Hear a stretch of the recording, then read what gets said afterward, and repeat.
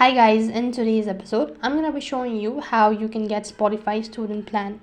In order to get a student plan on Spotify, all you have to do is open up a Spotify application and then log in into your account. Once logged in, tap the premium account or the profile icon from the bottom right hand side corner. It's going to take you to the premium page. Here, scroll down and look for the option that says premium students. So go ahead and tap on try free for 1 month. Then it's going to take you to the web page where you'll need to provide in or verify your student's ID and all sort of things. So if you're sure about it, then tap the next button. On the other page, for the verification purpose, you'll be asked to provide in the detailed information.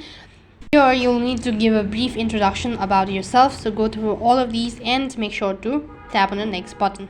As soon as you've done that, then you'll be able to get student plan on Spotify. That's it for this video. I hope the video was helpful.